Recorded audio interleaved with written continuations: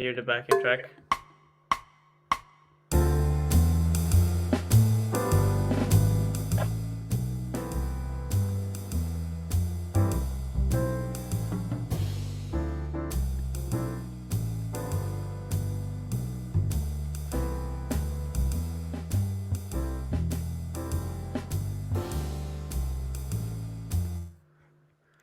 Sorry, just gotta figure out.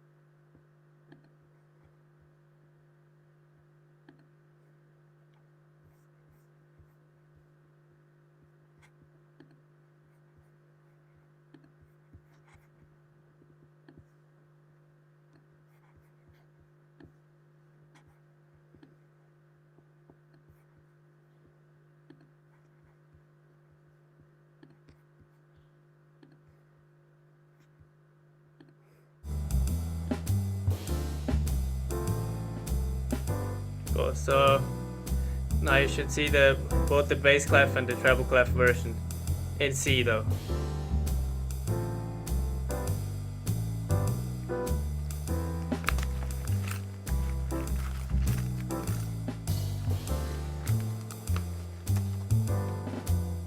I'll start simple. I'll just sing and play those guide tone lines. Any chance you could set up the backing, please? Yes. Just a second.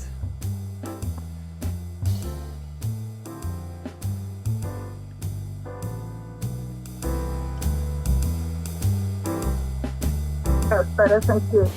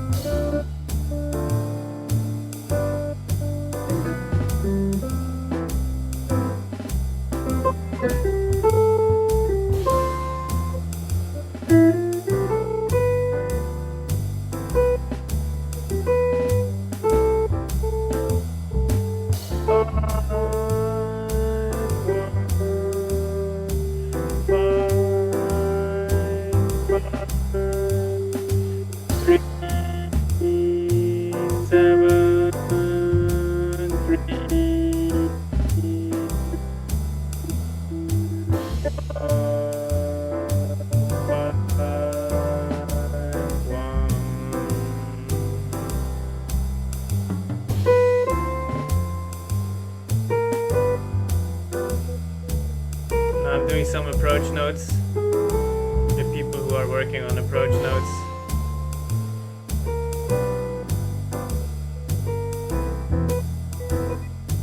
I'm doing the chromatic approach from below, just with the line starting on the 7th. So here it's the first line in the bass clef, and in treble clef it's the second line actually.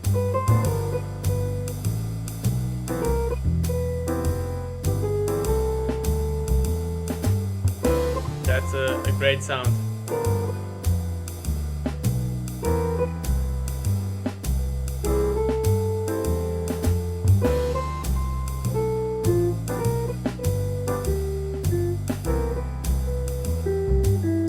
Then I'm adding some arpeggio notes after that initial approach.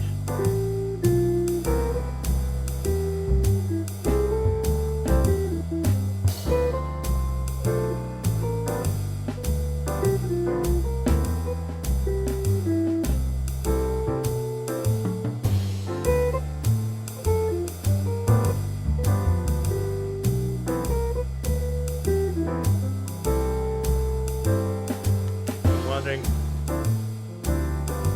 is it maybe slightly too fast to do like all the arpeggio notes?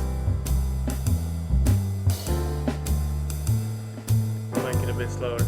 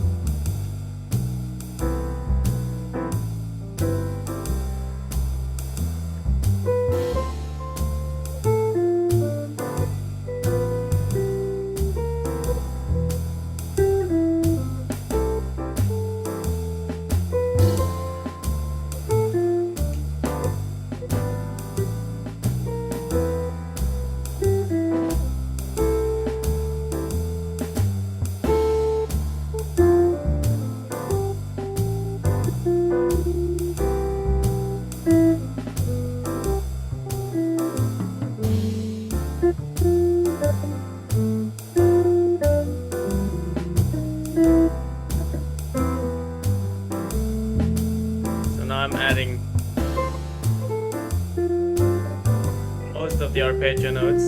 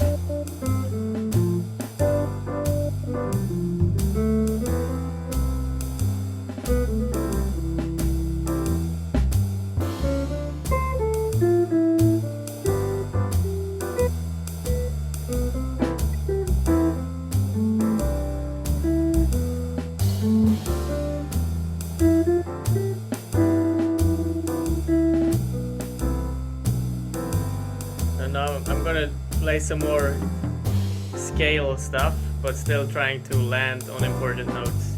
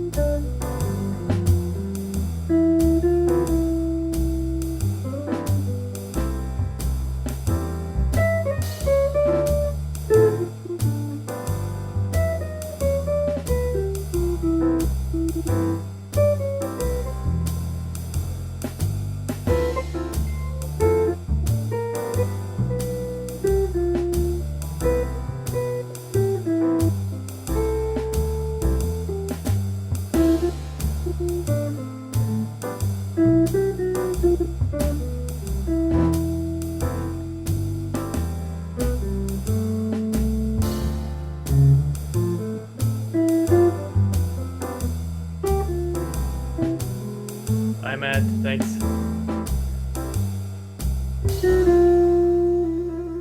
Oop. Fiona, how did it go? Was it okay? Not looking at the sheet music because I know your transposition is not up. Yeah, I've got it. I've got the chords on our Real Pro transpose. Okay, great, Yeah. great.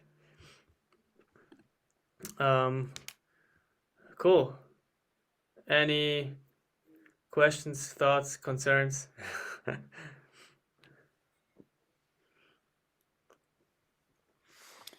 Silvan, as you call out, now try this, now try this, go over here, do this. That's helpful because it keeps me thinking differently. Okay. Mm.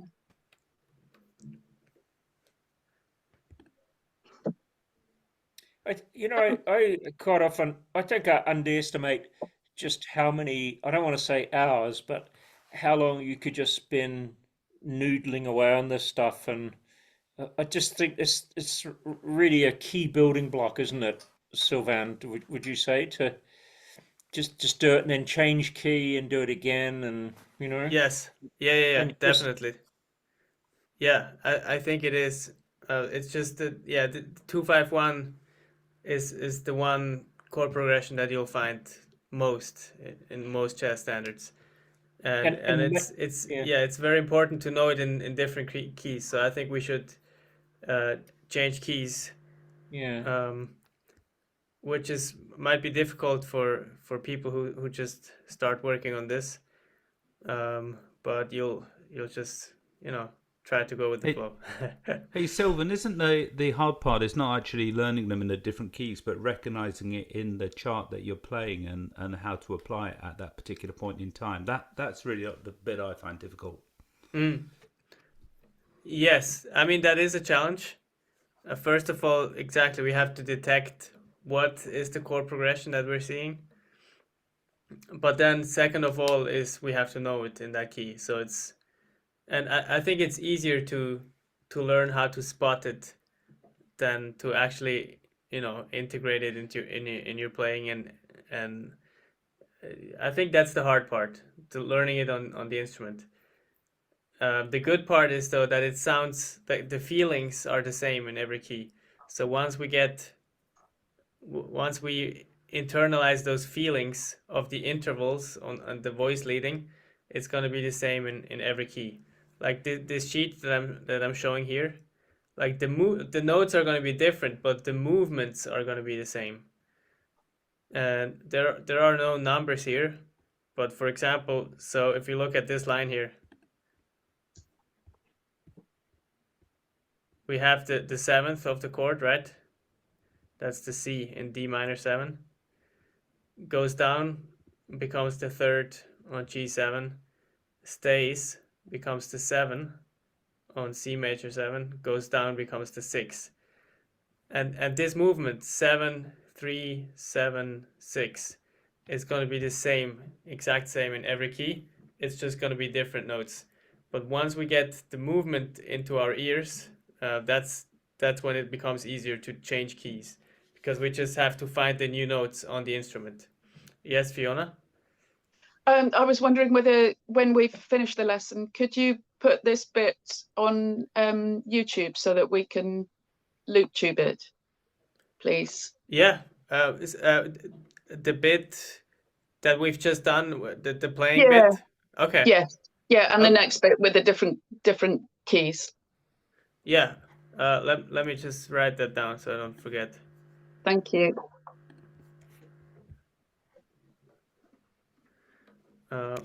Yeah, I'll just text it to general.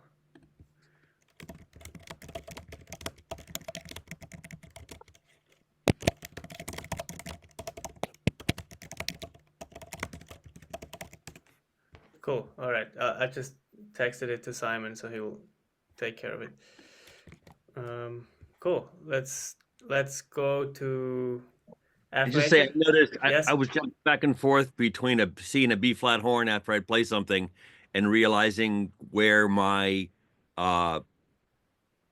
where I was tripping up, which was interesting. that one extends, I can think in some keys much easier. And we used to do is pulling out a slide halfway, just dropping everything a half step. And you think you're good at something and realizing once you change the key to something impossible, I just can't do it. So it was interesting. Liked it. Yeah. And which was the part that tripped you up? You said. I can think in CFG just fine and a couple flat keys, but when I'm improvising, I realize that my B flat work in the key of so I'm in D major, and I don't think of my triads and arpeggios quite right. So it's interesting. Yeah. Cool, but it's great that you know about triads and the arpeggios already. So this is gonna be easier now that we change keys, because now we don't have the sheet anymore. So let's go to F major. So I'm just gonna show iReal. So Fiona, this is gonna be a D major for you.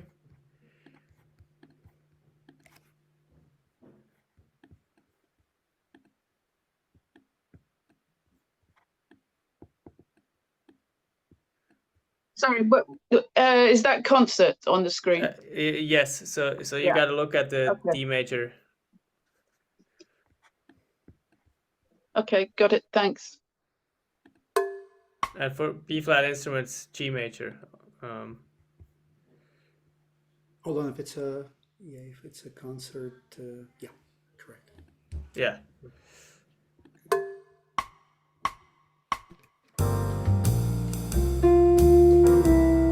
So I'm gonna do that.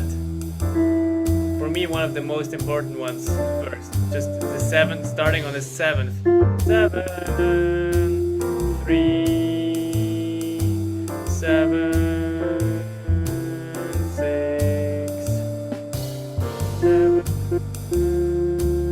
3, 7,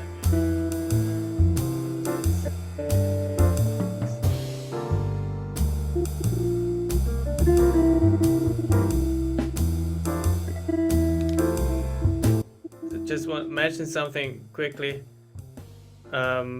For those who haven't been here for that long, I think the easiest, maybe if you can't transpose it in your head or off the top of your head, maybe don't look at the screen, but have the changes on a second device, like look at your phone or something.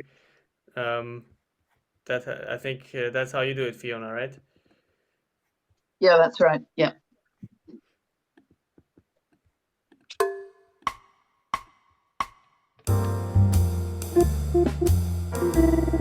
I'll try to, as much as I can, only talk about numbers, not absolute notes.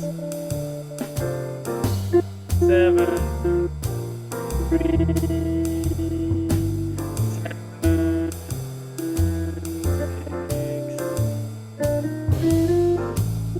6. Now I'll do the same thing with the chromatic approach.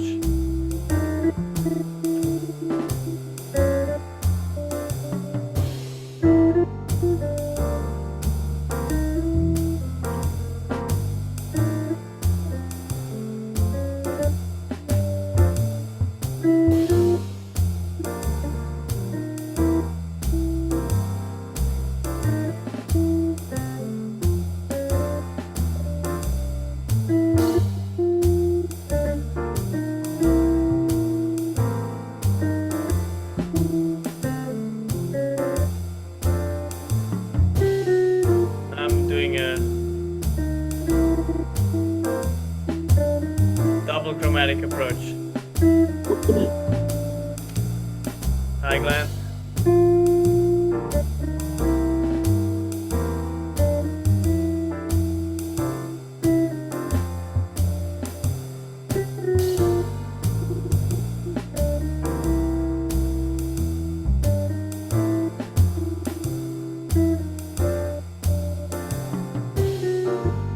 So I think that's a good way to practice it. Take one specific voice leading line and try different approaches if you're working on approaches. And always do the same approach until you can play it in your sleep.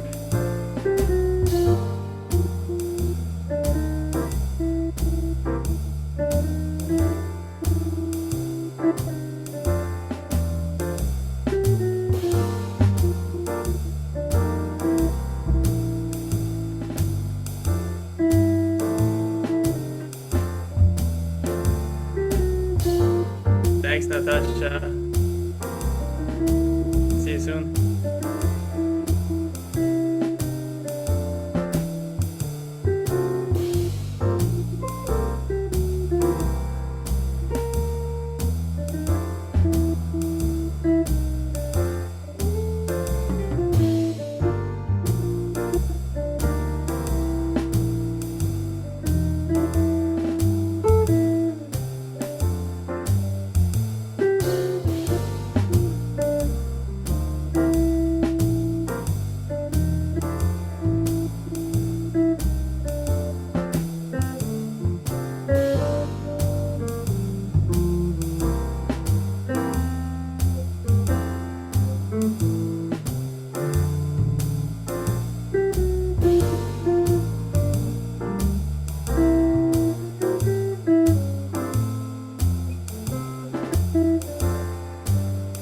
Now I'm still using the same one, but trying to embellish it a bit more.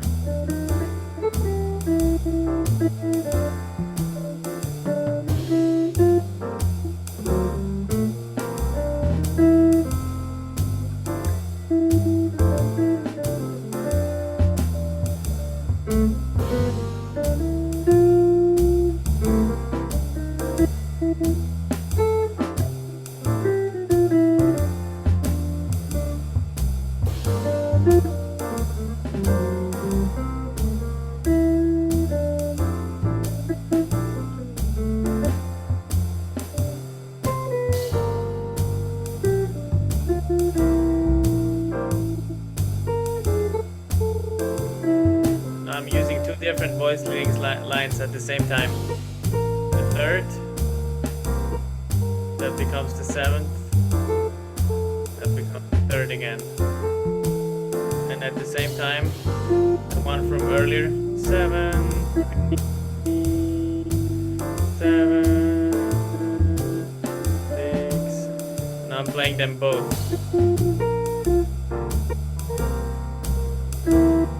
Going back and forth.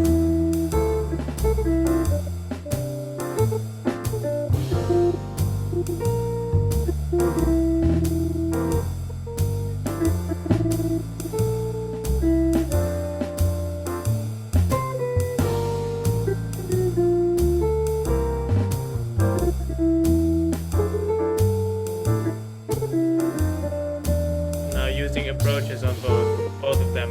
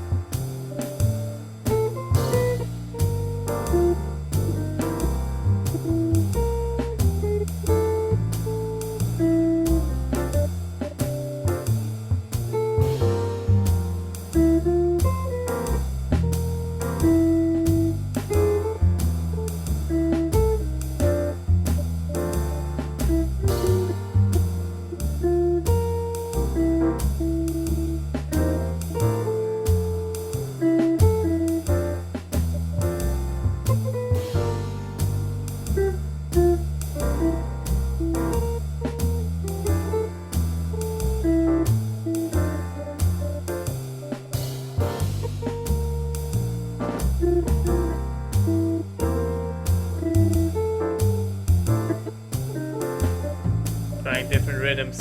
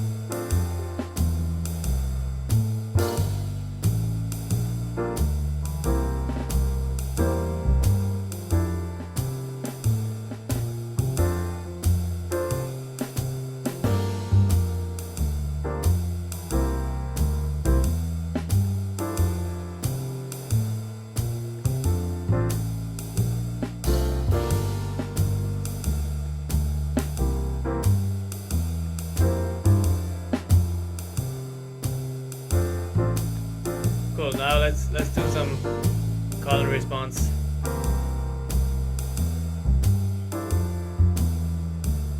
So I'll play 4 bars and you play 4 bars.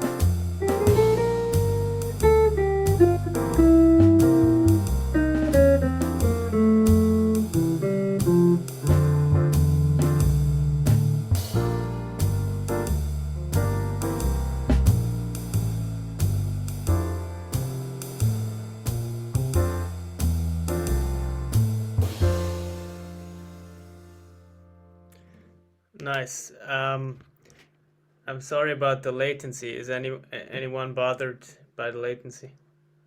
Okay. I think there is probably a little bit, right?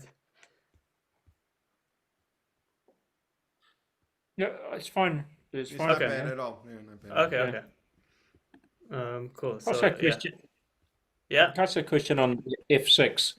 So in a way, that 6, that E, works pretty well, just as well as a D, which is the 5th. Do you know what I mean? And so it's almost like, and also an E natural works really well to me, to my ear, and I know they're probably not officially. So you could say chord tones. You could say there was an F, there was an E, there was a D, there was a F, a C, an A, and or is that not strictly true?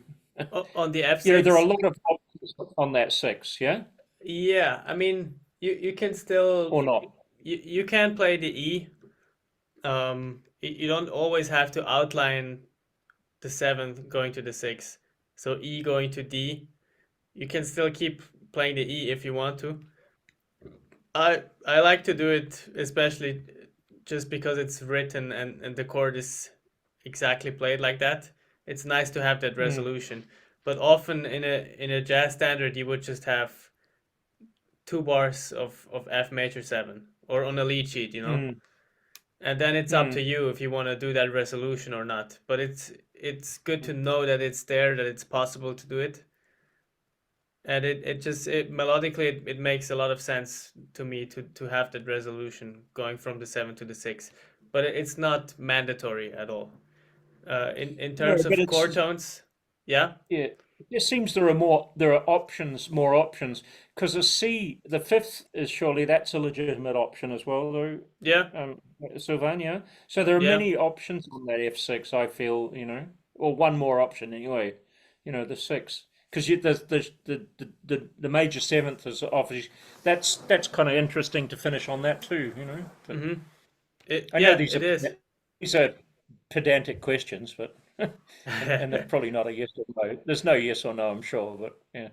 Yeah, no, there's not, and also, I mean, I focused on this one voice leading with the 7-3-7 now, but you mentioned the fifth, but so if you start on the fifth here, which is totally valid, 5-1-5, then you end up on the 5 here. I mean, it's perfectly fine to play a line that ends on the fifth on F major. But yeah, it's not very colourful. It's not as colourful as the other options, I guess. Yeah. Yeah, that's true, but it's still good to know it. I just focused on this one because this one is the one that sticks out most, because it has the most not colorful, like the most defining notes in each chord, which are the seventh and the thirds. But if you play melodies, then it's important to also know the other ones. So it's important to know that you can land on the fifth on the one chord. Yeah. Those Yeah, thanks for that. the seventh and third being the most important melodies when we're doing voice leading. Those are the tones that we stick on, the seventh and the third, because they're the most colorful. I'm used to working on shell voicings where they alternate descending, and I was Yes. rather than 7-3-7-3, I was doing 3-7-3-7, and is that legit in voice leading as well? Just Yes. Yeah. Definitely. I mean, same thing exactly. And you said it well. So the 3 and 7 are interchangeable. So they always change between each other. So if you start on the third, the same note is going to be the seventh on the next chord, and then going down into the third again. And the other pair like that is the one at the 5, right? So if you start voice leading on the root on the 1, on the next chord, the same note is going to be the 5, and then going down into the 1 again, and vice versa. If you start on the 5, it's going to be the 1, and then going to be the 5 again in the last chord. So all of these options are perfectly valid and important. Yeah. Cool. Shall we change key? Let's go to B flat.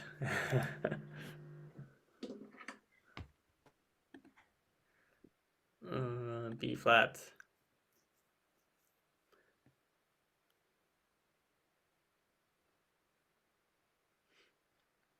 So for Fiona, that's G major. For the B flat instruments, that's the easiest actually. C major.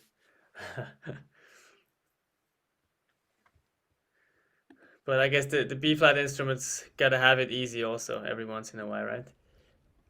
So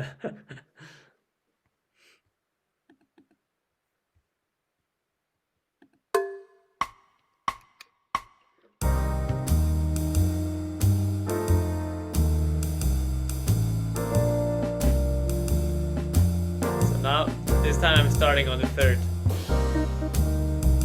3, 7.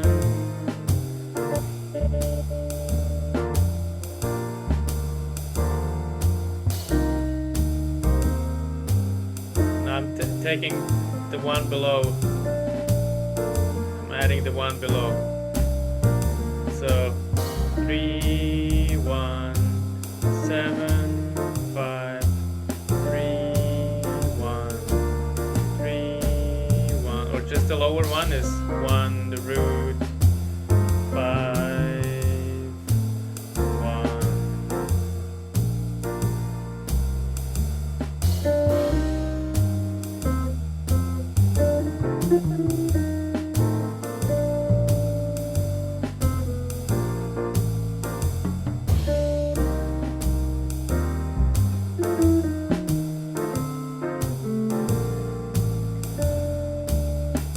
Yeah, the root sounds very boring if you play it like that. But it could be the end of a line. If you play, let me find a line that ends on the root.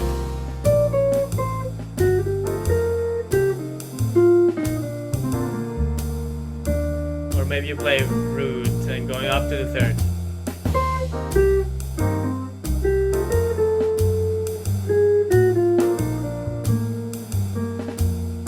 So that's a nice end of a line to end on the root.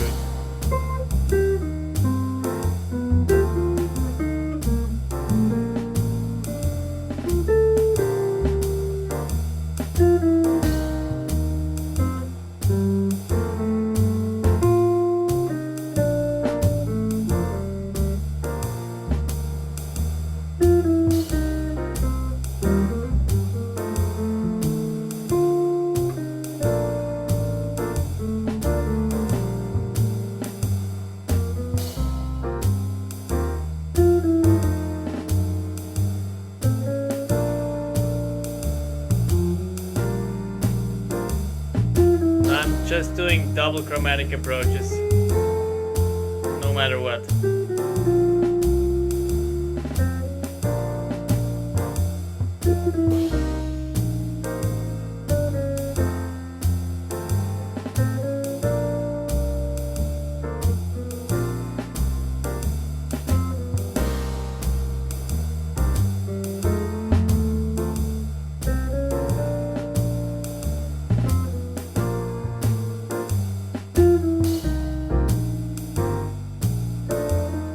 Oh, I failed.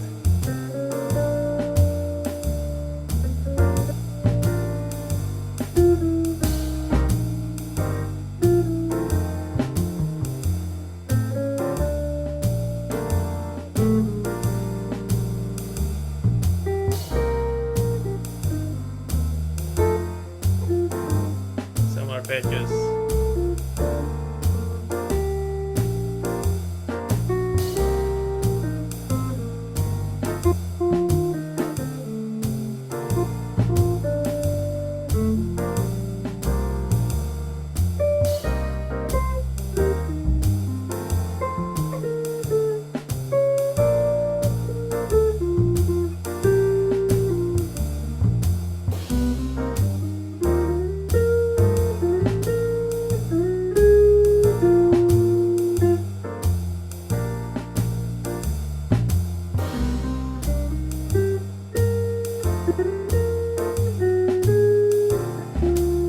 Try this. So what I'm doing now is we're starting on the 5th. 5, and then stay here. Now it's the 9, and then go down in half steps. So in concert is G, G, G flat. For Fiona it's E, E, E, E, E flat, D, and for the B flat instruments it's A, A, A flat, G.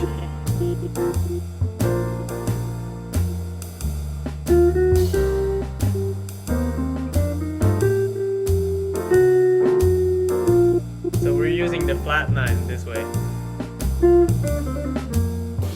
on the dominant. 9 first and then flat 9 leading down into the 5th of the 1 chord.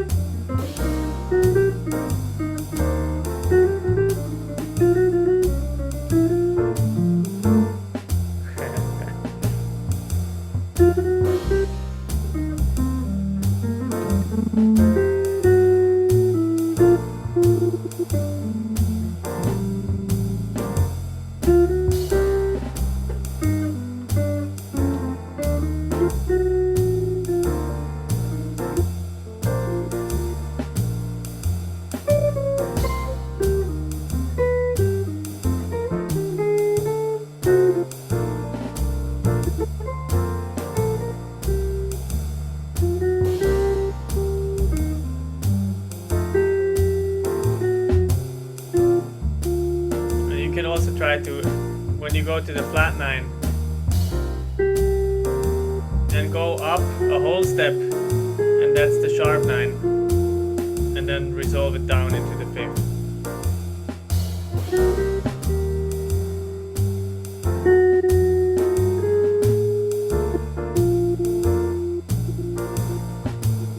So in concert, G, G flat, A flat, F,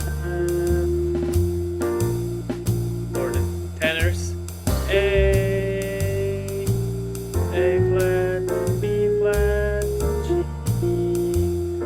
and for Fiona, shit, E flat, F, D.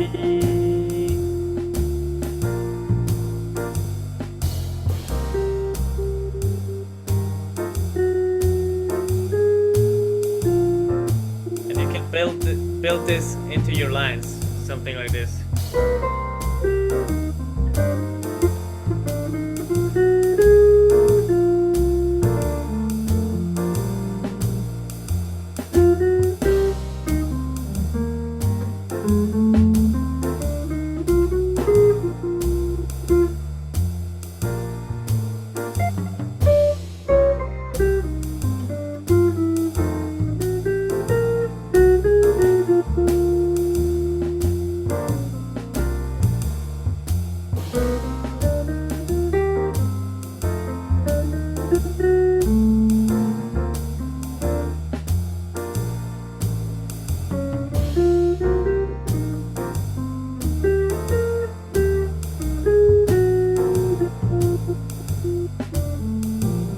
You can change the order. You can play the sharp 9 first, and then the flat 9. But you can also play the flat 9 first, and then the sharp 9.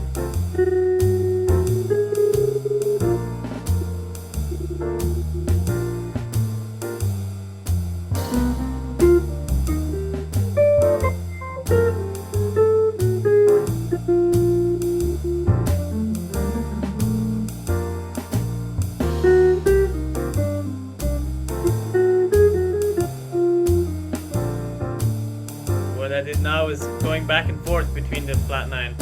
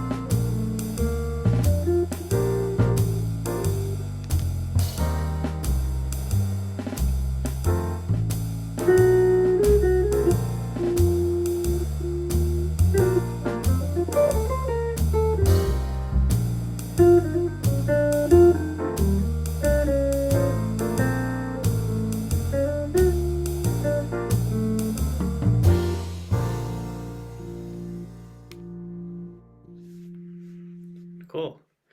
We have time for one more key. This time it's gonna be easy for Fiona. We're gonna do E flat. So C major for Fiona. For the B flat instruments, F major. Any questions before we start?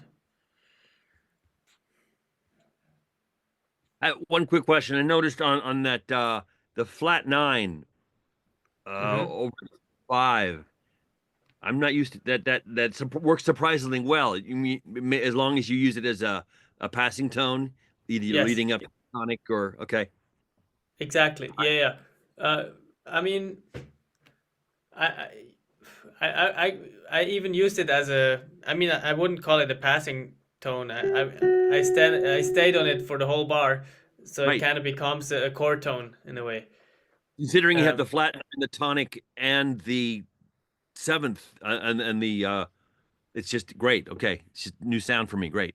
Thank you. Yeah, it's an extension. It becomes an extension. Even if the piano player is not playing it in his chord or her chord, we can still play it as a soloist, and it works fine as long as we resolve it down into the 5 of the one chord. Cool. All right, let's do E flat.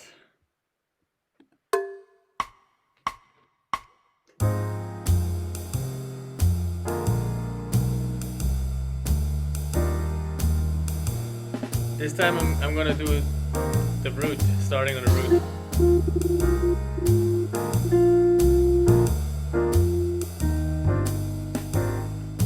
Yeah, not very exciting, just as a voice leading.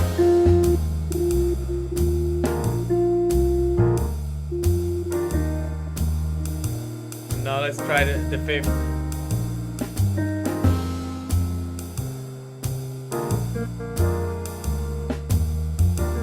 That's a little more exciting.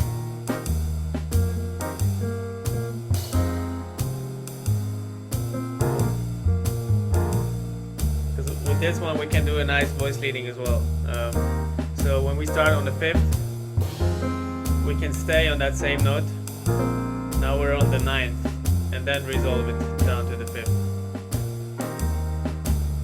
So instead of doing this, going down to the root, we could stay on that first note and have a nice extension on the dominant chord. Now I'm staying, but then we need to resolve it.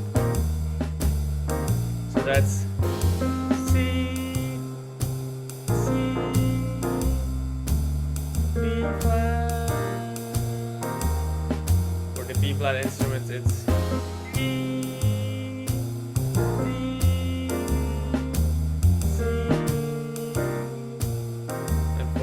flat instruments, it's A, G. That's a nice one.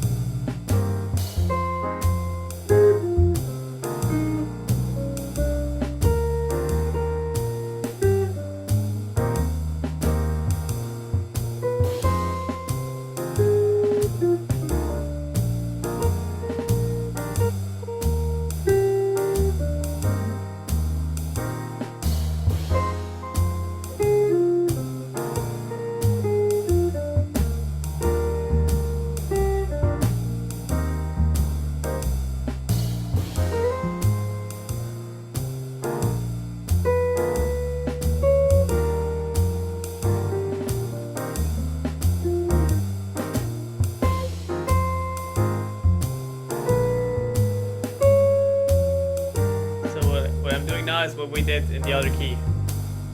That's what we can do starting on the 5, and then we have flat 9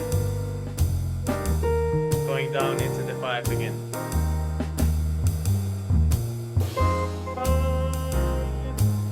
flat 9, sharp 9, 5.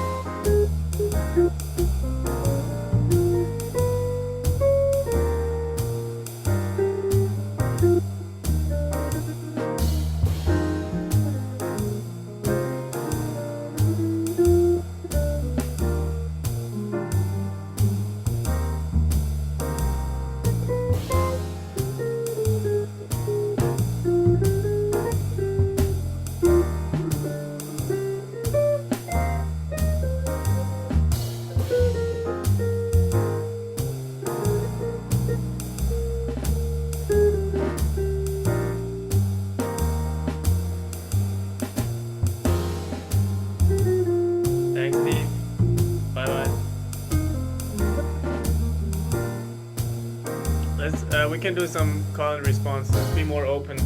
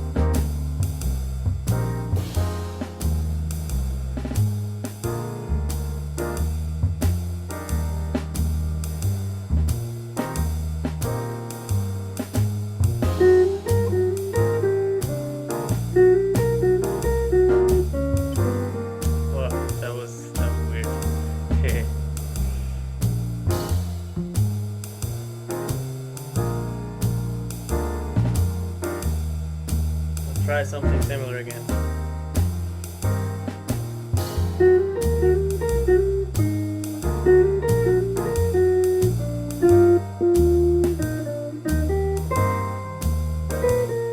That was better.